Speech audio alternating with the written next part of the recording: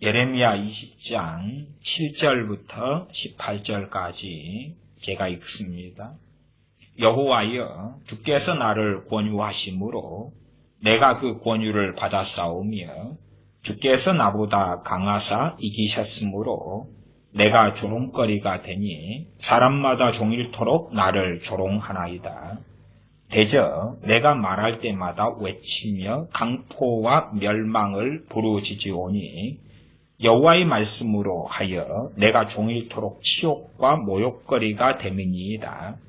내가 다시는 여호와를 선포하지 아니하며 그 이름으로 말하지 아니하리라 하면 나의 중심이 불붙는 것 같아서 골수에 사무치니 답답하여 견딜 수 없나이다. 나는 무리의 비방과 사방의 두려움을 들었나이다. 그들이 이르기를 고소하라, 우리도 고소하리라 하오며 나의 친한 벗도 다 나의 타락하기를 기다리며 피차 이르기를 그가 혹시 유혹을 받으리니 우리가 그를 이기어 우리 원수를 갚자 하나이다. 그러하오나 여호와는 두려운 용사 같으시며 나와 함께 하시는 고로 나를 박해하는 자가 넘어지고 이기지 못할 것이오며 그들은 지혜롭게 행치 못함으로 큰 수욕을 당하오리니 그 수욕은 영영이 잊지 못할 것임이니이다. 의인을 시험하사 그 폐부와 심장을 보시는 만군의 여호와여, 나의 사정을 주께 아뢰어사온즉 주께서 그들에게 보수하심을 나로 보게 하옵소서. 여호와께 노래하라. 너희는 여호와를 찬양하라. 가난한 자의 생명을 행악자의 손에서 구원하셨음이니라. 내 생일이 저주를 받았다면 나의 어미가 나를 생산하던 날이 복이 없었다면 나의 아비에게 소식을 전하여 이르기를 너가 생남하였다 하여 아비를 즐겁게 하던 자가 저주를 받았다면 그 사람은 여호와께서 회파하시고 후회치 아니하신 성읍같이 되었다면 그로 아침에는 부르짖는 소리, 낮에는 떠드는 소리를 듣게 하였다면 이는 그가 나를 태에서 죽이지 아니하셨으며 나의 어미로 내 무덤이 되게 하지 아니하셨으며 그 배로 항상 부르게 하지 아니하신 영고로다. 어찌하여 내가 태에서 나와서 고생과 슬픔을 보며 나의 날을 수욕으로 보내는고. 아멘. 선지자 예레미야가 받은 핍박이 예레미야 20장 7절부터 18절 가운데 두 가지 종류로 기록이 됩니다. 첫 번째는 선지자의 기도 가운데, 하나님께 드린 기도 가운데 그가 얼마나 비참하며 핍박을 받았는가. 두 번째는 그 핍박이 극에 이르렀기 때문에 자신이 태어나지 않았더라면 하는 저주를 하는 그러한 내용들을 20장 14절부터 18절까지 해서 우리가 볼 수가 있습니다. 예레미야 20장 7절입니다. 여호와여, 주께서 나를 권유하심으로 내가 그 권유를 받았사오며. 어떤 권유입니까? 내가 너를 모태에서 또한 너를 일찍이 선택하였다. 그렇기 때문에 내가 시키는 선지자로서의 삶과 사명을 감당하라 하는 권유지요. 내가 그 권유를 받았사오니 하나님께서 나를 안 불러주셨으면 내가 하나님의 부르심 가운데 하나님의 말씀을 받아서 전하면서 이러한 괴로움, 핍박을 당하지 아니했을 겁니다. 어떤 면에서 여기에는 불평이 얼마간 있습니다. 말하자면 하나님의 일을 하는데 선지자가 잘못해서 겪는 환난과 고통과 괴로움이 아니라 하나님의 길을 걸어가기 때문에 생기는 필연적인 고통과 어려움 가운데 하나님 앞에서 자신의 마음, 심정을 토로하고 있습니다. 7절 중반입니다. 주께서 나보다 강하사 이기셨으므로 내가 조롱거리가 되니 사람마다 종일토록 나를 조롱하니이다.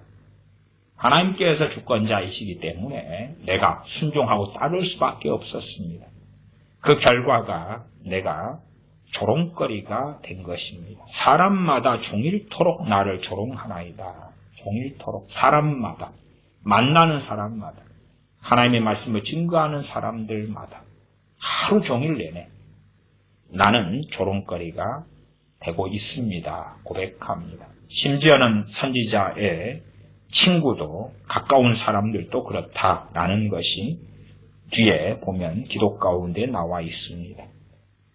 20장 8절입니다.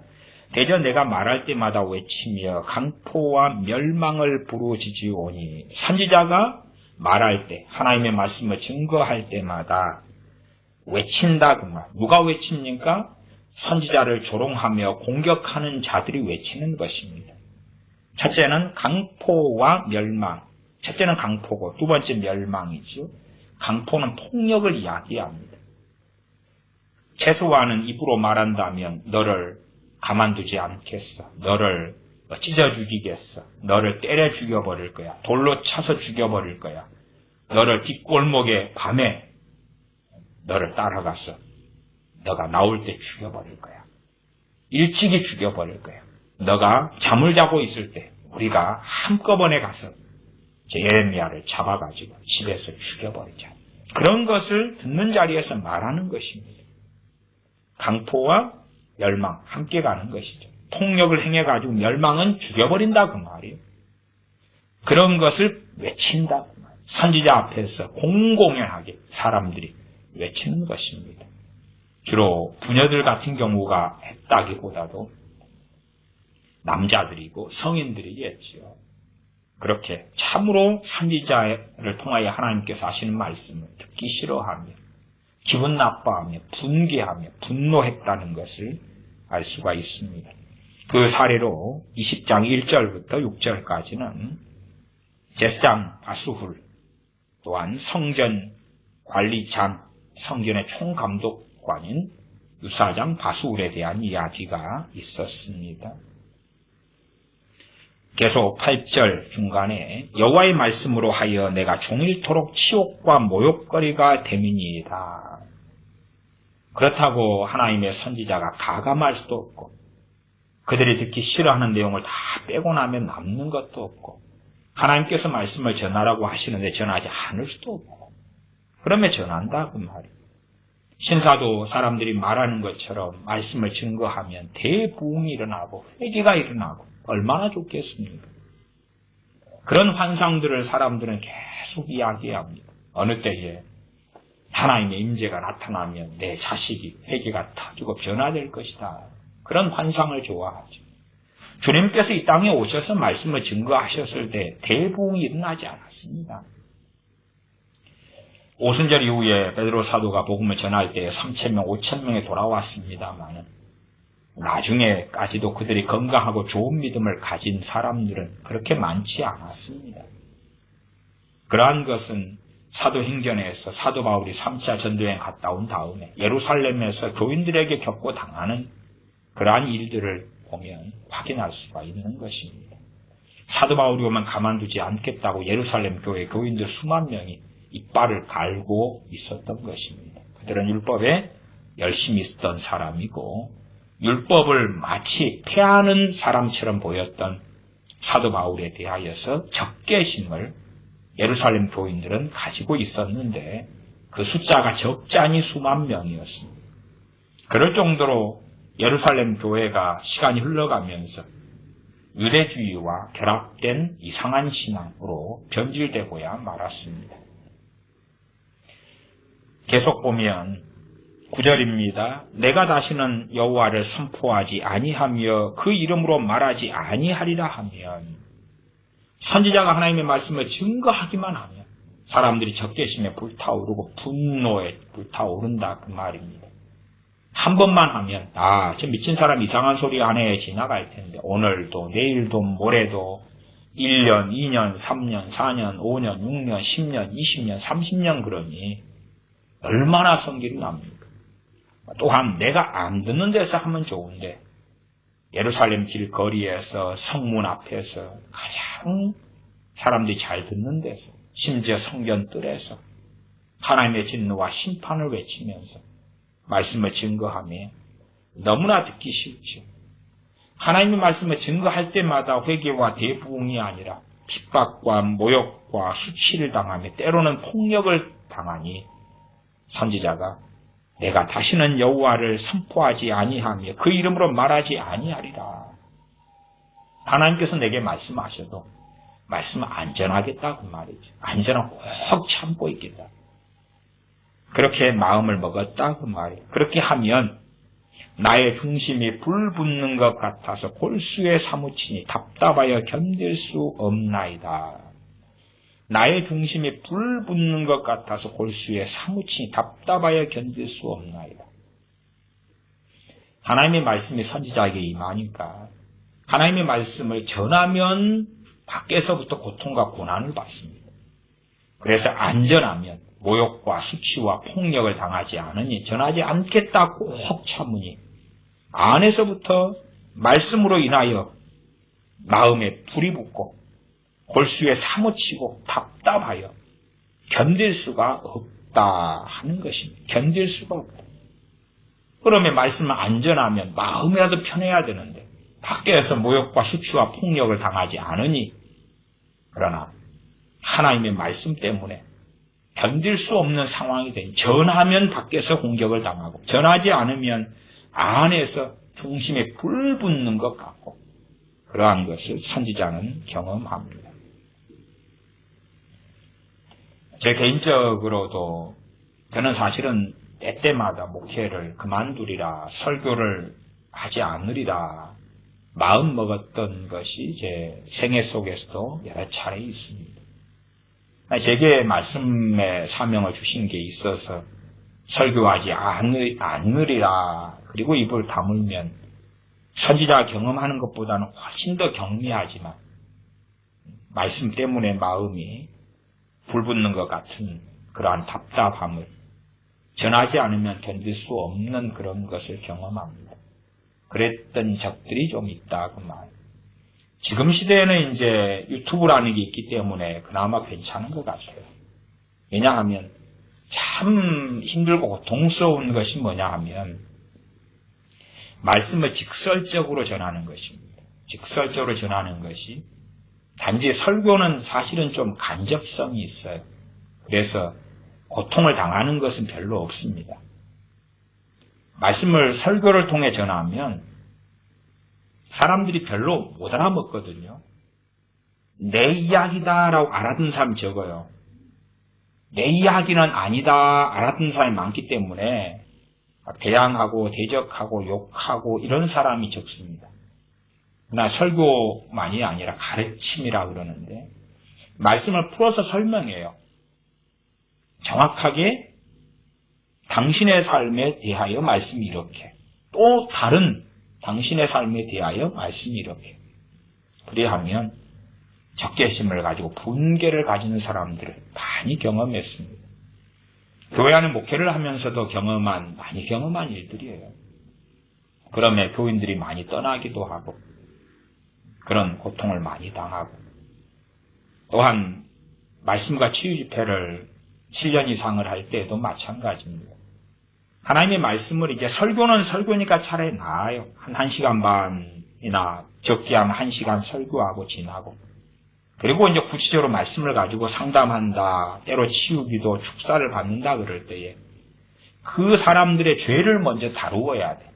그냥 안수기도 해주고 축복기도 해주고 잘 될 겁니다 하고 축사하고 치유기도 할 문제가 아니라 죄를 다룰 수밖에 없어요. 구체적으로. 그래야지만이 회개할 거 아니에요. 집회 가운데 설교를 했는데 사람들이 죄를 깨닫고 회개해버리면 좋은데 대부분은 그렇지 않습니다. 내 이야기가 아니구나 그러고 들어요. 그리고 자신의 삶의 문제를 가지고 이야기할 때에 첫째 하나님과 관계가 회복되려면 너희와 하나님 사이에 너희의 죄가 가로막아서 듣지 않으시게 하미니 죄의 문제를 다루어야 돼요. 그걸 다루다 보면은 참 많은 공격을 당합니다. 왜 공격을 당합니까? 최소한 용서 문제다 그러면은 용서 문제를 통해서라도 공격을 많이 당합니다. 용서하기 싫다. 내가 가해자가 내게 어떤 짓을 했는데 당신은 용서하라 그러느냐. 그리고 공격을 해옵니다. 공격을 별로 안 하는 사람, 용서가 어렵습니다. 용서가 좀 쉬워지도록 기도로 좀 도와주십시오. 이 정도면 공격하는 건 아니죠. 전혀 아니죠. 좋은 마음이에요. 그 정도면. 그러나 당신이 겪어봤냐? 내가 당한 일을 겪어봤냐? 그러면서 달라들고 대드는 것도 경험해왔습니다. 그러면 그러한 것을 참 고통스러워요. 한편으로는 목회가 고통스럽습니다. 설교는 고통스럽지 않아요. 구체적으로 이제 당신의 삶에 교회에 교인들이 있고 교회 자녀들이 있고 교회 자녀들이 잘못된 길을 걸어갈 때 너희들 지금 그렇게 하면 마귀 자식이고 지옥 자식이다. 그렇게 말을 하면 첫째는 당사자들은 싫어하죠. 그러나 더 싫어하는 사람은 그들의 부모들입니다. 부모들은 어떤 사람은 막 미쳐버려요. 왜? 자기 자식 믿음 좋고 경건하고 말씀대로 살고 깨어있고 그렇다고 생각하는데 아니라 그러니까 얼마나 섬기려고 분노하고 적개심을 가집니까? 그런 일을 목회를 하면서 많이 겪어오고 집회를 하면서 많이 겪어와서 참 집회하거나 제가 목회할 때에 하나님 말씀을 깨끗이 받는 사람, 물론 제가 설교하고 말씀을 가리키는 것이 다 옳고 다 바른 게 당연히 아닙니다. 항상 성경을 가지고 맞추어 봐야지요. 맞추어 봐야 돼요. 그럼에도 말씀에 비추어서 이야기를 구체적으로 해주고 설명할 때에는 충돌과 부딪힘이 아주 많이 일어납니다. 고통스러워요. 교회 아이들 같은 경우도 제가 목회하면서 누누이 양심껏 바르게 진실을 이야기한 것은 너희들이 20살 넘으면 내 밑에서 신앙생활은 하지 말아라. 20살 넘으면 나하고는 결별한다. 그건 제 진짜 양심에서 나온 이야기입니다. 20살 너희가 넘었을 때까지 내가 너희들의 목사가 되어서 너희들의 신앙과 믿음을 지도하는 일은 나는 안 한다. 더 경건하고 더 하나님을 따르는 목사님을 찾아가고 그런 교회를 찾아가라. 저는 제 양심에서 그런 것을 설교할 때나 가르칠 때나 많이 이야기했습니다. 농담으로, 협박으로, 위협용으로 말하는 게 아닙니다. 왜냐하면 아무리 2년, 3년, 5년, 10년을 말씀으로 가르쳐놔도 하루아침 되면 손바닥 뒤집처럼 뒤집어져 버립니다. 일주일이면 아무것도 아니에요. 일주일이면. 세상에 그냥 쉽게 빠져버리고 아이돌에 쉽게 빠지고 세상 친구에 빠지고 뭐에 빠지고 게임에 빠지고 기도 좀 하고 회개 좀 하고 어떻게 되었다 싶은 것 같으면 잠깐 방심하면 다시 세상 자식이 되어버립니다. 그것을 가르치고 설명하면 금방 깨닫고 알면 좋은데 그렇지 않아요. 충돌하고 부딪혀요. 고통스러워요. 고통스러워요. 그런 문제를 다룰 때 되면 저는 각오하고 다룹니다. 교회에서 떠나겠구나. 또 자녀들을 떠나겠구나. 등을 돌리겠구나. 각오합니다.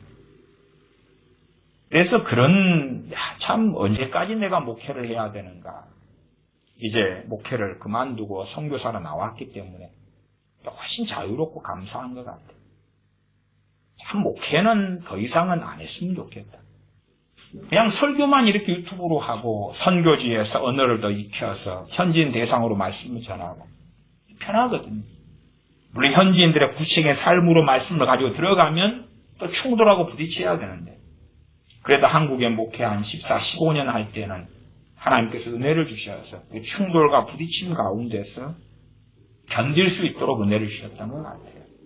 그 정도 은혜를 한 10년만 주시면 대강 사역을 마무리할 수 있을 것 같으니까 현지인 사역이라도 그런 걸 기대합니다만은 한국 사람들의 대상으로 말씀을 이렇게 설교하는 것은 부딪힐 일이 없어요. 사람이 다 내로남불하기 때문에 내 이야기라도 내 이야기로 안 들으니까 공격을 적게 받아요.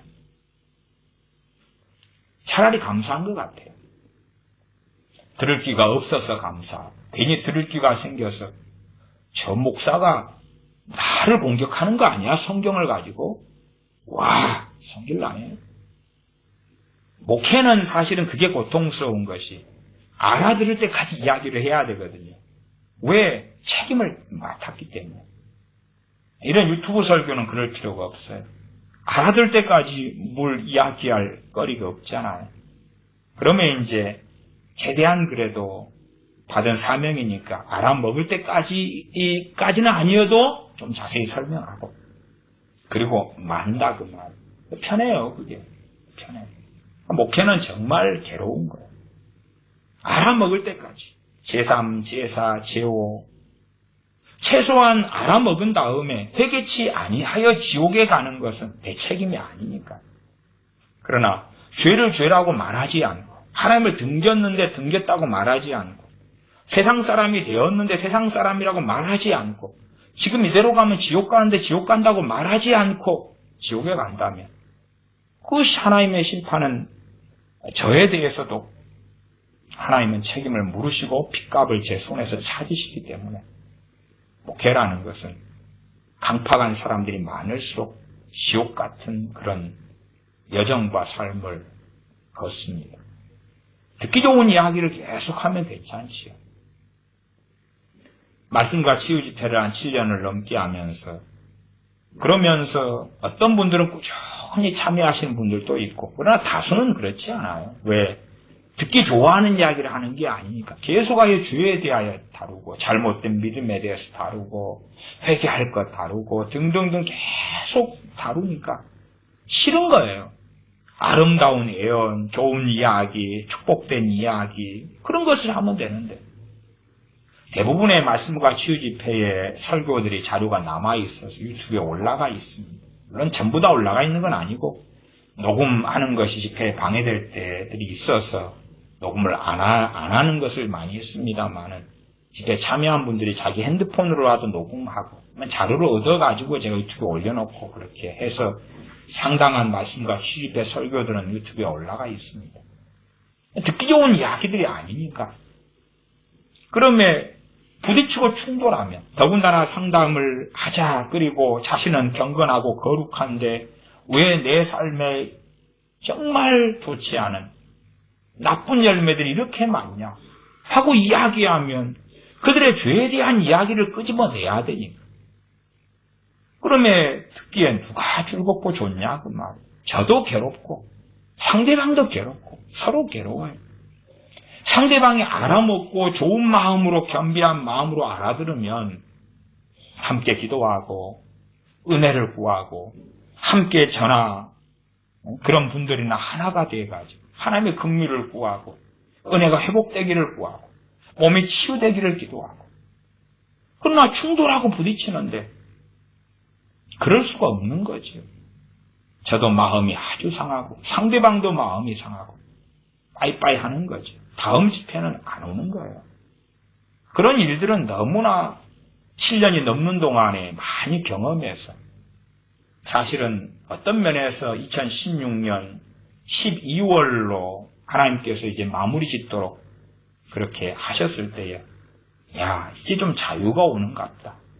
참 듣기 싫은 소리를 7년 4개월 가까운 시간 이모저모로 많이 했구나.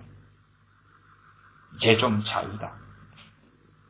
한국에서 사역을 접고 떠나라 하실 때도 이제 좀 자유가 오는 것 같다.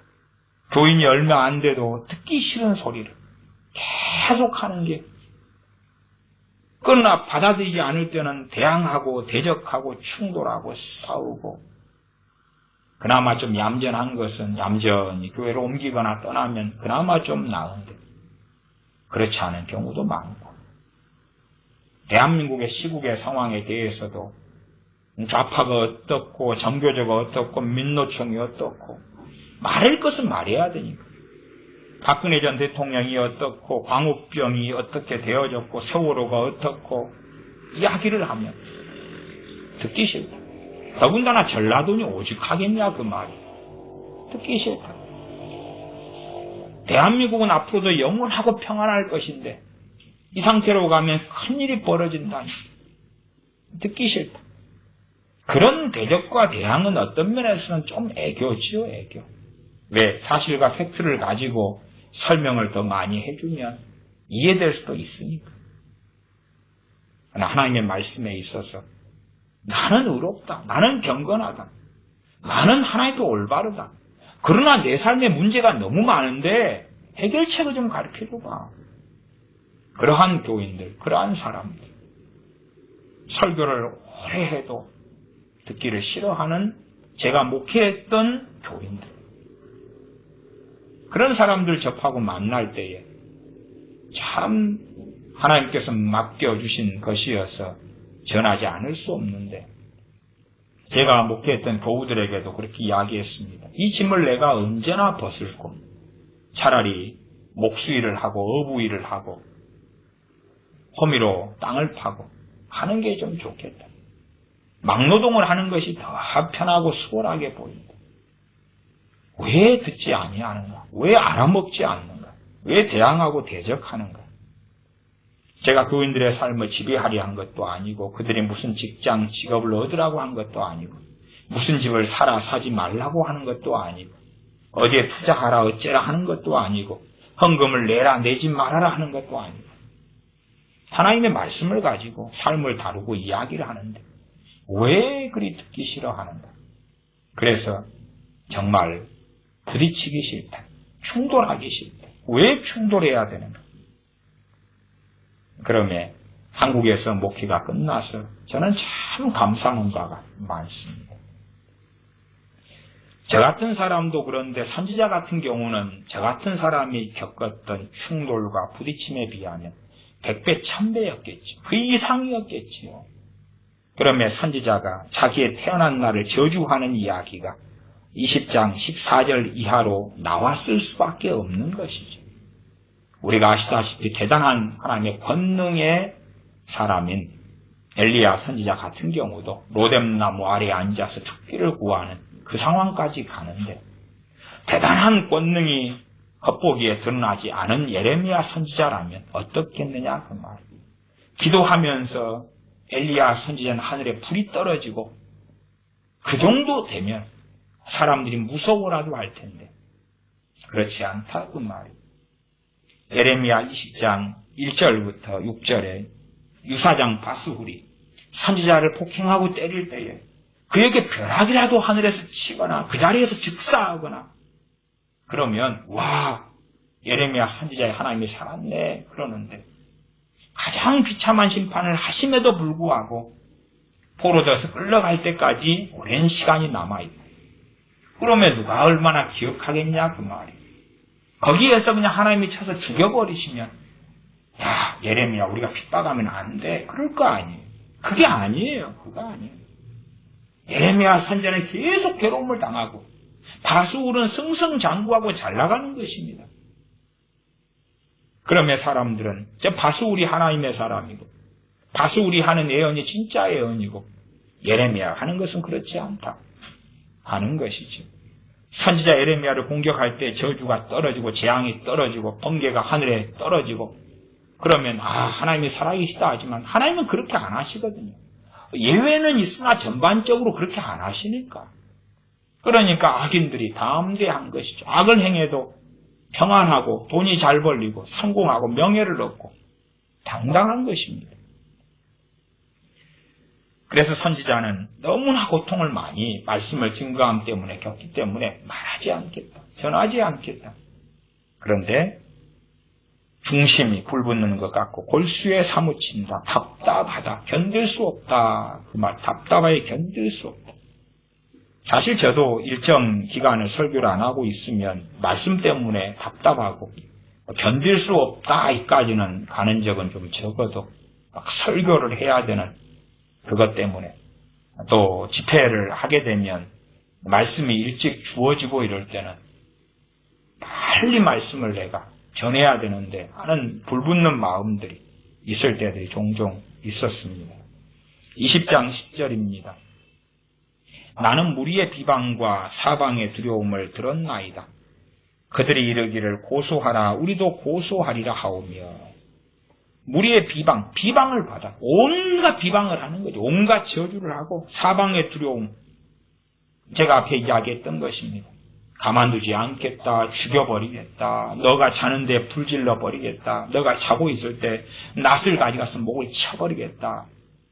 그러면서 이제 그 악담과 저주와 너를 죽여버리겠다는 걸 공공연하게 이야기하면서 그들이 뭐라 그럽니까? 우리 고소해봐, 고발해봐. 고소해봐, 고발해봐.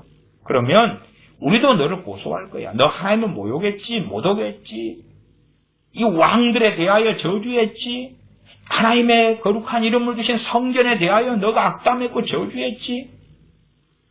하나님의 거룩한 백성, 유다 백성, 예루살렘 거민들에 대하여 너가 악의적인 애언을 했지. 우리도 너를 고소해가지고 결국 죽여버릴 거야.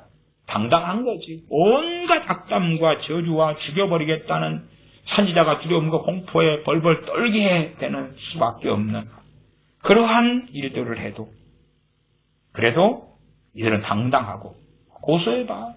고소해봐. 우리도 고소할 거야. 왜? 다수가 한 패거리니까. 전체가 한 패거리니까 그렇지. 물론 뒤로 가면 몇 명의 예외는 나옵니다. 선지자가 죽을 위기 속에서 살려주는 그런 사람들이 뒤에는 등장합니다.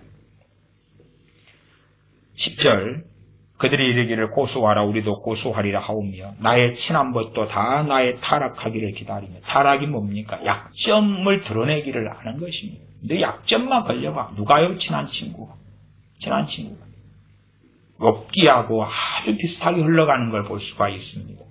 욥의 세 친구가 그렇게 했던 것처럼 예레미야 선지자의 친한 벗이 여기에서 벗이라는 것은 같은 나이대의 사람을 이야기하는 한국의 개념과는 다르다고 제가 지난 시간에 말씀드렸습니다. 포괄적입니다. 친한 사람들을 다 벗이라 그럽니다. 친분이 있는 사람들, 이웃도 벗 친구에 들어갑니다. 나의 친한 벗도 다 나의 타락하기를 기다리며 예레미야 너 약점만 잡히고 친하니까 밖에 겉에서 다 볼 거 아닙니까? 말할 때 말에 실수만 좀 해봐. 친하니까 자주 식사도 하고 얼굴을 볼 거 아니에요. 너 실수만 좀 하면 그걸로 그게 타락이라고 이야기하는 것입니다. 그렇지. 예레미야 선지자가 정말로 막 확연하게 타락을 해가지고 하는 그런 것을 이야기하는 게 아니라 허물과 흠이 잡히는 것, 약점이 잡히는 걸 이야기합니다. 다 나의 타락하기를 기다리며 피차 이르기를 그가 혹시 유혹을 받으리니 우리가 그를 이기어 우리 원수를 갚자 하나이다. 서로 이야기한다 그 말. 죽일 때를 노리는 것입니다. 이 땅에 주님께서 오셔서 당하셨던 일이 이런 일이지. 우리 주님께서 끊임없이 공생의 세월 동안에 이 일을 당하셨습니다. 하나님의 사람인 선지자 예레미야도 같은 길을 걸었다라고 말씀하고 있는 것입니다.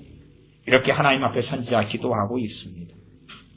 11절 그러하오나 여호와는 두려운 용사 같으시며 나와 함께 하시는 거로 나를 박해하는 자가 넘어지고 이기지 못할 것이오며 불평하는 것 같이 기도하다가 11절쯤 되니까 마음이 좀 바뀌는 것 같습니다. 선지자의 마음이 좀 풀리고 믿음이 좀 생기고 힘이 생기고 물론 그것도 13절까지입니다.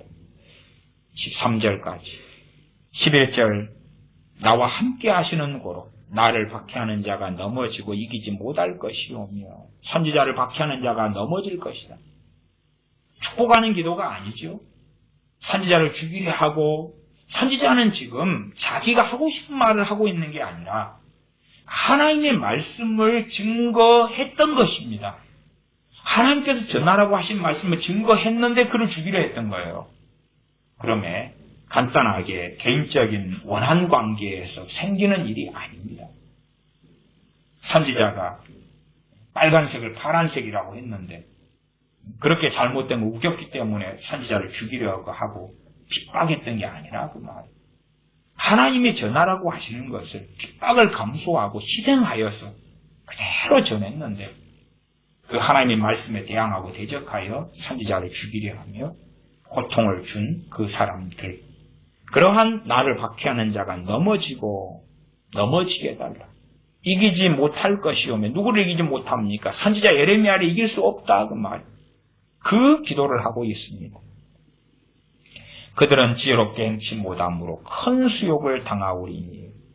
지혜의 근본은 여호와를 아는 것이고 여호와를 아는 것의 근본은 당연하게 하나님의 말씀입니다. 선지자 예레미야를 통해 하신 말씀을 깨닫고 아는 것이 지혜로운 것이고 그 말씀을 부정하고 버리는 것이 미련한 것이지요. 세상에 박사학위를 가져서 지혜롭게 되는 것이 아니라 하나님께서 말씀하신 지혜는 하나님의 말씀에 근거한 지혜입니다. 하나님 말씀에 천국과 지옥이 있다 그러면 아멘 하는 사람은 지혜로운 사람이고 천국이 어디 있어 지옥이 어디 있어 박사학위를 100개 1000개 가지고 있어도 가장 미련한 자입니다. 하나님의 심판이 있어 지혜로운 자고 야 나 예수님 믿었어 세례받았어 내가 멋대로 살아도 이제 나에게는 심판이 없어 말씀하고 어긋나니까 가장 미련한 자 가장 바보 같은 자죠. 하나님 말씀이 지혜가 있느냐 없느냐의 기준이 되는 것입니다. 책을 한 1000권 10,000권을 읽었어. 그러니까 지혜로워. 유명한 외국의 대학을 나왔어. 하버드, 스탠포드 나왔어. 지혜로워. 그렇지 않습니다. 세상의 철학가들의 철학을 달통해서 지혜로운 거 아닙니다. 내가 의사야, 판사야, 변호사야, 검사야. 지혜로운 거 아닙니다. 어떻게 그게 지혜로운 것입니까? 왜 이들은 지혜롭게 행치 아니함으로 그럼 못함으로 그럽니까? 그것은 하나님의 말씀을 거절했기 때문에 지혜에 거할 수 없고 지혜롭게 행치 못하게 된 것입니다. 그러므로 큰 수욕을 당하오리니 라고 선지자는 기도하고 있습니다. 그 수욕은 영영이 잊지 못할 것이니라. 영영이 잊지 못할 수욕이 뭡니까 도대체? 용서받지 못하고 영원한 지옥에서 고통받는 것을 전제로 하는 것입니다. 왜? 이 사람들이 회개하고 용서받아 천국에 있다면 영영한 수욕, 영영한 부끄러움이 안 되겠지요. 그러나 영영한 수욕과 부끄러움은 지옥에서 가슴을 치며 고통받으며 후회만 하고 있는 것입니다. 후회할 수밖에 없는 것이요. 그때 선지자 예레미야를 통해서 하나님 말씀하실 때 들을 걸. 들었으면, 그때 회개했으면, 그때 깨달았으면 살았을 걸. 최소한은 갈대아 족속을 통하여 죽임을 당하더라도 구원은 받았을 걸. 후회하는 것이 영영한 수치고 영영한 후회가 되는 것이며 그것이 지옥에서 지금도 벌어지고 있는 것입니다. 주님의 재림 전까지 백보자 심판에 둘째 사망을 받기 전까지 지금도 지옥에서 고통받고 있고 둘째 사망, 부활을 통하여 둘째 사망인 영원한 불못에 몸을 가지고 부활한 몸을 가지고 들어간 다음에는 지금의 지옥에서 당하는 고통보다 완성된 지옥에서 당하는 고통은 더 말할 수 없이 클 것입니다.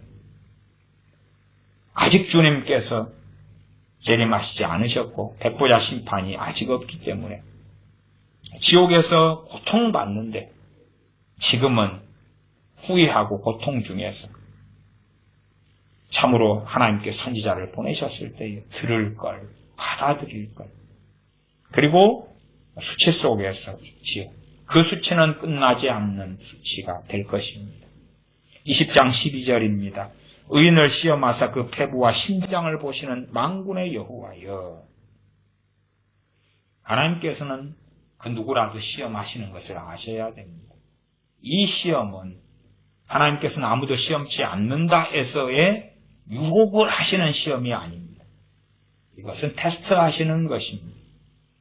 사람이 아무리 주님을 사랑한다 해도 어느 환경과 처지가 돼야지 그때 다시 주님을 사랑하는 길을 갈 것이냐, 주님을 배반하는 길을 걸어갈 것이냐 선택하게 됩니다. 평안할 때는 나 주님을 배신하지 않아요. 배반하지 않아요. 마치 일제시대 때 우리 한민족의 많은 교회들이, 많은 교인들이 일본을 통하여 신사참배 등의 강요나 핍박이 없었을 때에는 우리 하나님 잘 믿어요, 섬겨요, 사랑해요 했으나 신사참배로 인한 핍박이 일어났을 때에 어떻게 되었느냐 그 말이에요. 평안할 때 가지고는 우리의 진심이 확실하다고 우리는 생각해도 시험 속에 들어갔을 때에 하는 것입니다.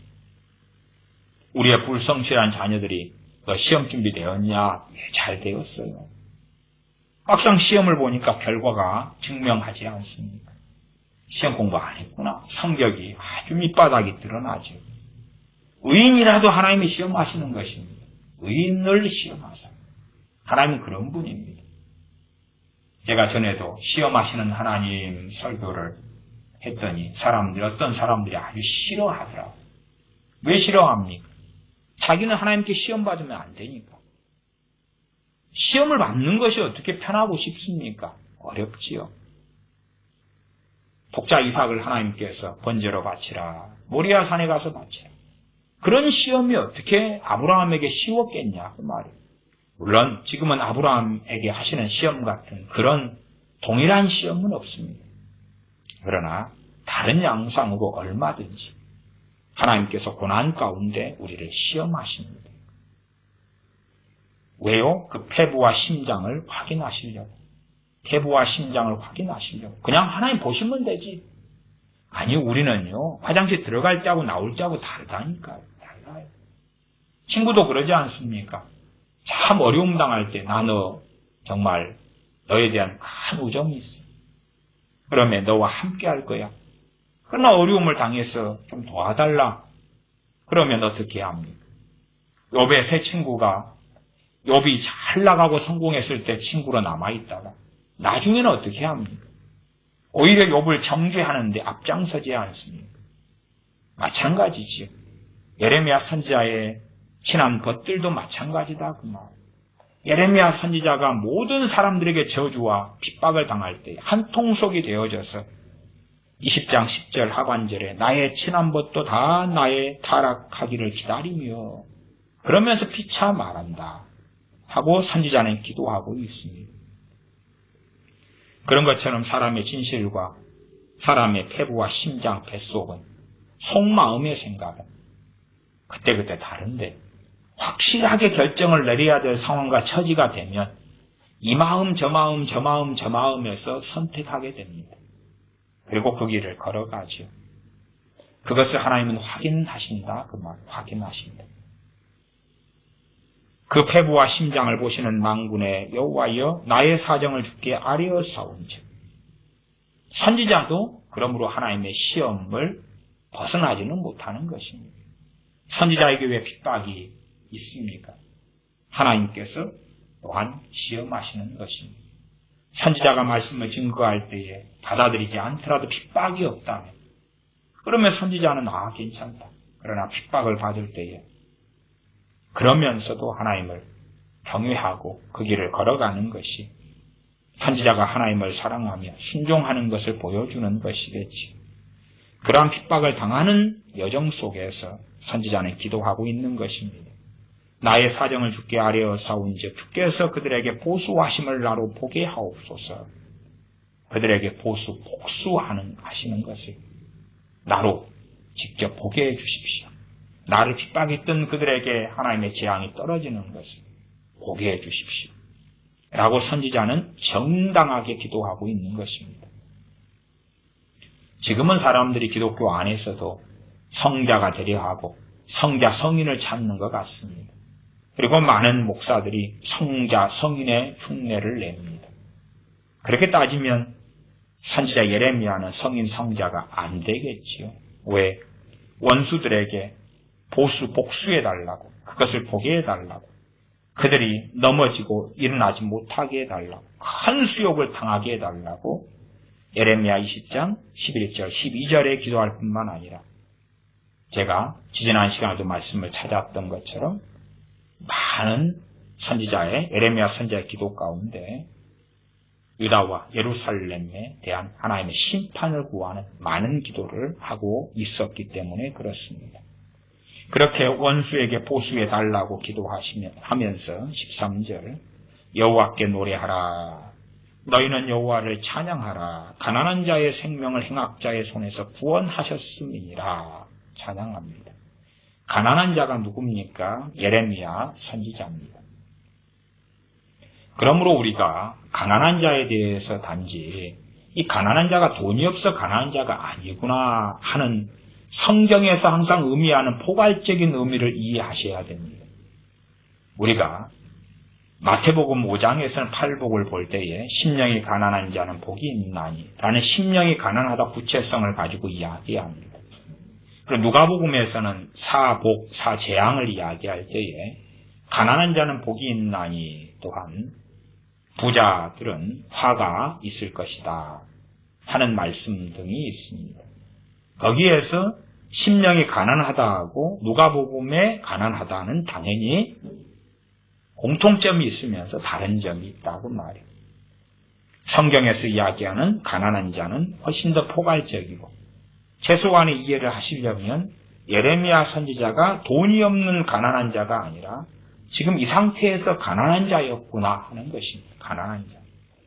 아무도 알아주지 않는 자. 물론 연약하고 돈이 없고 벌 볼 일 없기 때문에 알아주지 않는 게 아니라 의의 길을 걸어가면서 당하는 핍박을 당하는 사람으로서 멸시를 당하는 사람으로서 가난한 자의 자리에 있습니다. 하나님의 말씀에 순종하여 살아가는데 핍박과 공격과 저주를 당하는 그 자리가 가난한 자의 자리입니다. 어떤 성경의 문맥상에는 가난한 자가 그대로 돈 없는 가난한 자를 이야기할 때가 있습니다. 그러나 예레미야 20장 13절에 가난한 자는 단순히 돈 없어서 가난해서 빈민을 이야기하는 예레미야 선지자는 아닙니다. 그래서 이 가난한 자가 문맥상에서 어떤 의미를 어디에서는 가질런지를 앞뒤 말씀과 문맥을 통해서 파악하셔야 됩니다. 여기에 가난한 사람은 돈 없는 것이 아니라 하나님만 의지할 수밖에 없고 사람들은 하나님 뜻대로 살아가며 말씀을 증거하는 예레미야 선지자를 공격하고 핍박하면서 그 핍박을 당하면서도 하나님을 따르며 의의 길을 걸어가는 그 사람이 가난한 자다 그 말이에요. 그 가난한 자의 생명을 행악자의 손에서 구원하셨음이니라. 그리고 선지자는 찬양하고 있습니다. 14절부터는 이제 때가 좀 다른 것 같아요. 말하자면 이렇게 13절까지 12절까지 기도하고 13절에 찬양하지요. 찬양. 그 다음에 자연스럽게 자기의 태어난 걸 저주하는 선지자가 아니고 말씀이 기록되고 이런 일이 벌어진 것이 텀이 있다 그 말. 얼마가 있을지 몰라요. 몇 달 텀이 있을지 몇 주일 텀이 있을지 심지어 며칠의 간격이 있을지는 모르겠으나 같은 날에 되어진 건 아니다. 그 정도는 우리가 상식적으로 아실 수 있겠습니다. 이렇게 기도하고 하나님을 찾고 의지하는 선지자지만 핍박이 계속 되어지고 환란이 사람들로 계속 되어질 때에 어느 지경까지 가냐 하면 20장 14절부터의 지경까지 가고야 말았습니다. 그래서 태어난 날을 저주합니다. 20장 14절입니다. 내 생일이 저주를 받았다면 나의 어미가 나를 생산하던 날이 복이 없었다면 복이 없었다. 태어나던 날에 복이 없었다. 복이 없다는 것을 좀 안 좋은 쪽으로 하면 전쟁이 벌어지는 거죠. 불이 나고 재앙이 일어나고 아무것도 모를 때 태어나면서 죽을 거 아니에요. 다 잊혀진다 그 말. 왜 내가 태어나서 이러한 비참함과 고통을 당하는가. 우리 요즘 시대에는 이제 뒷심이 별로 없기 때문에 또한 기준이 많이 낮기 때문에 조금의 고통만 당해도 너무 힘들다 이런 시대가 되었어요. 과거의 시대하고는 비교할 수 없겠죠. 그렇기 때문에 우리 지금 시대를 살아가는 많은 크리스천들 또 저도 인생을 살아오면서 내가 왜 태어났던고 안 태어났으면 좋았을 것을 잠자다가 죽었으면 좋았을 것을 그렇게 바라고 원했을 때가 제 인생 속에서도 여러 차례 있었습니다. 그러나 우리가 당하고 인생살 속에서 겪는 것은 선지자가 겪는 것에 비하면 아주 미미하고 경미한 것입니다. 우리는 인내심도 적고 복지 세계 속에 살다 보니까 우리가 환란이고 비참함이라고 주장하는 것은 당시에 선지자가 경험하는 것이라면 너무나 좋고 행복하다. 너무 평안하다. 뜨란길로하다. 그렇게 말하는 것들일 것입니다. 우리가 겪고 경험하는 환난과 저주나 비참함은 선지자가 경험하고 우리 주님께서 경험하시고 사도들이 경험한 거에 비하면 별거 아니에요. 그냥 우리는 별것 아닌 것도 너무나 좋은 시대에 살기 때문에 비참하게 느끼고 죽을 것 같이 느끼고 고통을 받습니다. 기준이 달라요. 과거에는 힘을 내어서 인생을 살아나가던 사람들, 지금의 젊은 친구들은 얼마나 많이 자살하고 죽습니다. 또한 지금의 중년이든 노년이든 평안의 시대에 찌들고 잘 먹고 잘 사는 세계에 살기 때문에 그것이 떠나갔을 때 그 고통으로 인하여 자살해서 참 많이 죽습니다. 그러나 죽는다고 끝입니까? 심판이 기다리고 있고 하나님의 진노가 기다리고 있습니다. 어리석은 사람들은 죽으면 끝이라고 착각하나 절대 그리스도인들은 죽으면 끝이 아니라고 전해야 되고 더군다나 그리스도인들, 크리스천들, 기독교인들은 생명이 자기 것이 아니매 자기가 주인 되는 삶의 끝판왕이 자살이죠.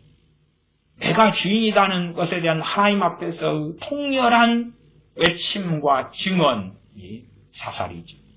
내가 주인이기 때문에 생명을 끊는 것도 내가 시간과 때를 정하고 내 마음대로 할 수 있다. 이것이 자살이고 그런 자들이 어떻게 하나님의 심판을 면하겠는가 아셔야 됩니다. 자기의 태어난 날을 저주합니다. 너무 고통스러울 때에 공이 상당히 경험하는 것입니다.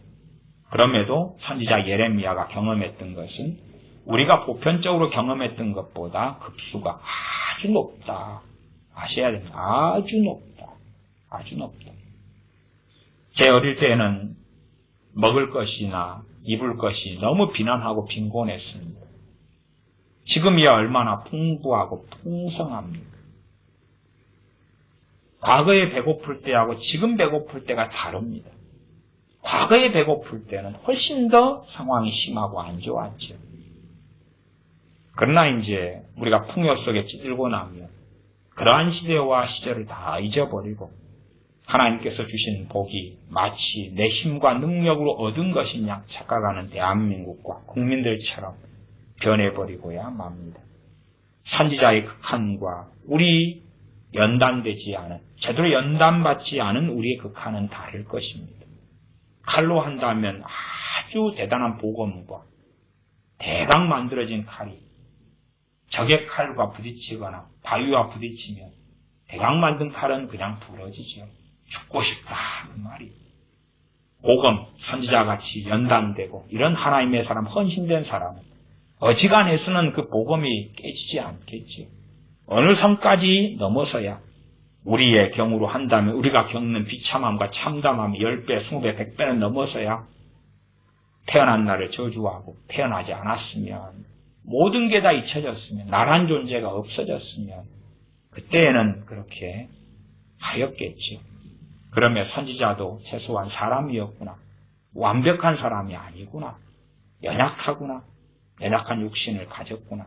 심지어 우리 주님께서 독생하신 하나님이신 주님께서 사람 몸을 입고 오셨을 때도 우리같이 연약한 몸을 동일하게 입고 오셔서 우리의 고난을 채우라 하셨구나 하는 히브리서 말씀을 기억하게 됩니다. 15절입니다. 나의 아비에게 소식을 전하여 이르기를 너가 생남하였다 하여 아비를 즐겁게 하던 자가 저주를 받았다면 그런 사람을 저주한다기보다도 결국은 내가 태어나지 않았어야 했다 하는 이야기로서 이 선지자의 이야기가 전개된다 생각하시면 좋겠습니다. 그 사람은 여호와께서 회파하시고 후회치 아니하신 성읍같이 되었다면 그리고 아침에는 부르짖는 소리, 낮에는 떠드는 소리를 듣게 하였다면 주로 이제 생남하였다 하는 소식을 누가 전하냐 그러면 산파들이 합니다. 산파들이 애를 받고 그리고 산파들의 도움이 아니면 애를 잘 못 낳아요. 우리가 출애굽기에서도 확인하지 않습니까? 그렇게 산파의 도움은 아주 중요합니다. 물론 그때 산파들은 바로왕 앞에서 거짓말을 하기도 했죠. 히브리 여자들은 너무나 건강하고 힘이 좋아서 우리가 가기 전에 다 나아버렸습니다. 하지만 실제로는 산파, 지금으로 하면 산부인과 의사들인데 제왕절개를 많이 해버리니까 그렇습니다만 자연분만에서는 정말 산파의 도움이 아주 큽니다. 그렇지 않으면 아이가 제대로 태어나지 못하는 그런 상황 가운데 산파가 없다면 애가 제대로 태어나지 못하고 죽어버리죠. 그런 것을 상정하고 하는 이야기입니다. 16절에 그 사람은 그러면 산파라고 이해하시면 좀 더 이해가 쉬우실 겁니다.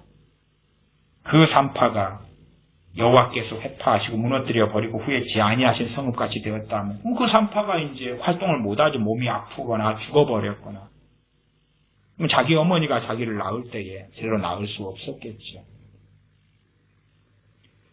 그리고 아침에는 부르짖는 소리, 낮에는 떠드는 소리를 듣게 하였더면 이는 그가 나를 태에서 죽이지 아니하셨으며 나의 어미로 내 무덤이 되게 하지 아니하셨으며 그 배로 항상 부르게 하지 아니하신 연고로다. 하나님께서 태아 시절에 뱃속에서 죽여버리셨다면 좋았을 텐데 하나님이 왜 나를 엄마 뱃속에서 죽이지 않아서 태어났던 거. 그 배로 항상 부르게 했다. 부르지 않고 중간에 낙태돼 버렸으면 점점 불러서 뱃속에서 커가지고 때가 되어서 태어나지 않았겠지요. 그런 것에 대하여서 어떤 면에서 하나님을 원망하는 기도 가운데 속합니다. 18절 어찌하여 내가 태에서 나와서 고생과 슬픔을 보며 나의 날을 수욕으로 보내는고. 앞으로도 선지자는 살아있을 동안 대부분 이 수욕을 계속 겪게 됩니다. 그러나 이때쯤 20장쯤 되었을 때에 인생의 클라이막스는 넘어섰던 것 같습니다.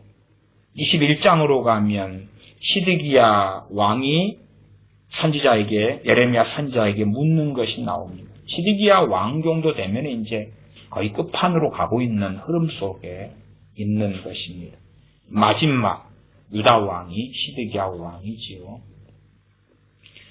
그러면 선지자가 정말 오랫동안 비극과 비참함을 당해서 우리 같은 사람은 1년도 채 못 견딜 걸 선지자는 수십 년이나 견디는 가운데서 그러나 이 고통이 너무나 극한에 이르렀기 때문에 태어난 날을 저주하는 선지자를 우리가 보는 것입니다. 참고하여서 욥기 3장을 보겠습니다. 욥기 3장에도 거의 동일한 그러한 한식이 나와 있습니다. 욥기 3장입니다. 욥기는 시편 앞에 있지 욥시 잠전 앞입니다. 욥기 3장. 3장은 1절부터 마지막 절까지가 다 그것입니다. 자세히는 보지 못하고 대강만 보겠습니다.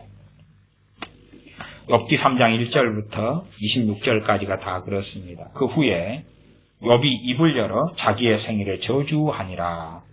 욥이 말을 내어 가로되 나의 난날이 멸망하였었더라면 나말을 베었다 하던 그 밤도 그러하였었더라면 그날이 캄캄하였었더라면 하나님이 위에서 돌아보지 마셨더라면 빛도 그날을 비치지 말았었더라면. 그리고 계속하여 말합니다. 3장 12절로 가면 11절 어찌하여 내가 태에서 죽어 나오지 아니하였던가. 어찌하여 내 어미가 낳을 때 내가 숨지지 아니하였던가. 태어나면서 그냥 죽어버렸다면. 뱃속에서 죽었던지 나오면서 죽어버렸던지. 어찌하여 무릎이 나를 받았던가. 어찌하여 유방이 나로 빨게 하였던가. 젖발 힘도 없어서 태어났지만 못 먹어서 죽어버렸다면. 그렇지 아니하였던들 13절 이제는 내가 평안히 누워서 자고 쉬었을 것이니. 그리고 죽음에 대한 것 그것을 쭉 이야기하고 3장 25절로 가면 나의 두려워하는 그것이 내게 임하고 나의 무서워하는 그것이 내 몸에 미쳤구나. 평강도 없고 안온도 없고 안식도 없고 고난만 임하였구나. 그러한 비참함 속에서 태어난 나를 저주하는 하나님의 사람인 욥을 봅니다. 예레미야 선지자도 마찬가지. 사람이기 때문에 극한까지 몰리고 더군다나 우리가 우리 자신의 죄악으로 인하여서 고난과 고통을 당하면 그래도 우리가 내 잘못 때문에 그렇구나 하고 좀 생각하지만 선지자의 비참함이 더 큰 것은 그런 것입니다. 하나님의 말씀에 순종하고 말씀을 그대로 증거하고 전하면서 하나님의 말씀 때문에 당하는 고통과 고난, 자기의 잘못도 아니고 순종하고 순종하면 할수록 핍박과 저주와 고난과 폭력과 살인의 위협은 더 커지기 때문에 또한 그런 것이 1년만 하다가 끝나면 끝까지 잘 마칠 텐데 5년만 하라 그래도 괜찮을 텐데 10년만 하라 그래도 다 감당했을 것이다. 그러나 10년이 지나고 20년이 지나고 20몇 년이 되어져 가는 것입니다. 그러나 아직은 하나님의 심판이 오지도 않고 심지어 심판이 왔을 때에 그 심판의 한가운데 선지자는 보면서 머물러 있게 되었던 것이지. 물론 선지자도 나중에 에레미야서에 나옵니다만 포로가 돼서 끌려갑니다. 끌려가다가 중간에 석방이 되어지죠. 그러한 여정도 잘 기록되어 있습니다. 그러면 선지자가 정말 오래 참았으나 그러나 그도 무릎이 연약해지고 마음이 약해지고 어리석어질 때가 있다는 것입니다. 그러므로 삼겹줄은 끊어지지 않는다. 두 사람이 누우면 따뜻하다라고 말씀하시고 믿음의 동역자의 필요성을 또한 전도서 등에서 말씀하고 있기도 합니다. 기도하겠습니다. 아버지 하나님, 선지자의 기도를 통하여 선지자가 심판과 보수를 원하는 기도를 우리가 보며 선지자가 하나님의 이름과 말씀을 증거하며 겪는 핍박을 함께 살펴보며 선지자가 태어난 날을 너무 고통스러워 저주하며 탄식하는 것을 봅니다. 그러나 또한 선지자가 일어나서 하나님께서 주신 그 길을 끝까지 걸어갔사온지 우리가 우리의 작은 환난과 고통과 고난 속에서 하나님을 원망하거나 주저앉지 아니하고 우리 각자에게 주어진 믿음의 여정과 신앙의 삶을 무릎을 강건하게 하고 일어서서 걸어가서 마침내 주님 앞에 부끄럽지 않게 서는 우리가 다 되게 하여 주시옵소서. 우리 주 예수님의 이름으로 기도하옵나이다. 아멘.